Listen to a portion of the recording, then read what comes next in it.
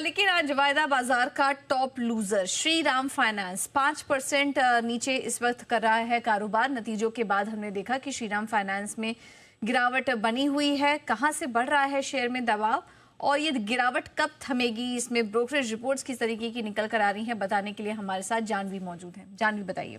बिल्कुल, अगर देखें तो नतीजे जो फ्राइडे को बाजार के दौरान ही आए थे, नतीजे अनुमान से हर पैमाने में कमज़ोर थे। लेकिन उसके बाद जब डिटेल में कंपनी की प्रेजेंटेशन आई, कॉन कॉल हुई, उसके बाद जो डिटेल्स आई है, उसके बाद जो कंपनी के जो शेयर्स है उसमें एक बड़ी गिरावट है, क्योंकि काफ़ी डिटेल्स वहाँ से बाहर निकलती हुई दिखी है। अब सबसे पहले देखें तो मार्जिन और जो बढ़ते हुए क्रेडिट कॉस्ट और एनपीएस, ये तीन बड़े ट्रिगर्स है जिसके चलते कंपनी के स्टॉक पे एक बड़ा प्रेशर है, क्योंकि लगातार कंपनी के जो एनपीएस है वो बढ़ते जा रहे हैं।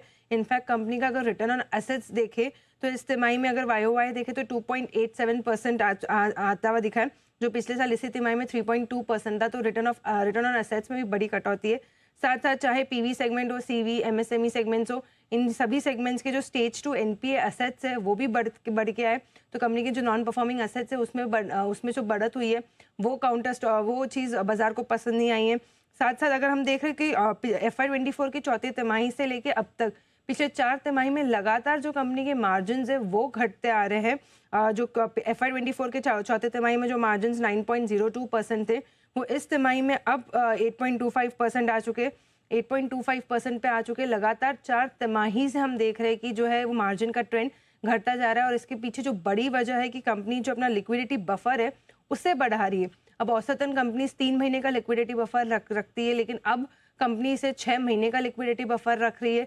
तो ये एक नेगेटिव इम्पैक्ट हो रहा है। और कंपनी का कहना है कि अभी और 2 तिमाही यानी और 6 महीने लगेंगे कि ये जो पूरे मार्जिन ट्रेंड है उसे नॉर्मलाइज होने में। तो आगे के लिए जो कंपनी की गाइडेंस है मैनेजमेंट की, वो भी काफ़ी ख़राब है, जो जिसके चलते स्टॉक में प्रेशर है।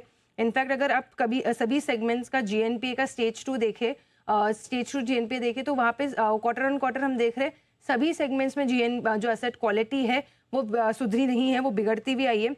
अब अगर गोल्ड में देखें तो जो जीएनपी है वो 8.4% से बढ़ के 8.8% पे आता हुआ दिखा है।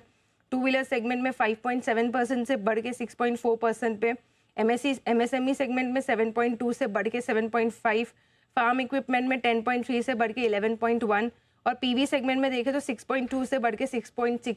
तो सभी सेगमेंट्स में जो कंपनी के ग्रॉस स्टेज जो एनपीएस है स्टेज 2 के, उसमें बढ़त आई है। बार बार हम देख रहे हैं कि कंपनी की जो नेट एसेट क्वालिटी है उसमें सुधार नहीं हो रहा है, वो लगातार डिटोरेट हो रही है। इसी के चलते ब्रोकरेज हाउसेज ने भी काफ़ी कट्स किए। अगर एचएसबीसी देखे तो एचएसबीसी ने अपनी खरीदारी की राय है वो बरकरार रखी है, और जो लक्ष्य है वो 810 से घटा के 740 कर दिया है। बिल्कुल। तो इस वजह से हम देख रहे हैं कि श्रीराम फाइनेंस में 5% की कमजोरी देखने को मिल रही है और ग्रॉस स्टेज 2 के जो एनपीएस बनाए एक अलार्मिंग स्टेज पर आ चुके हैं।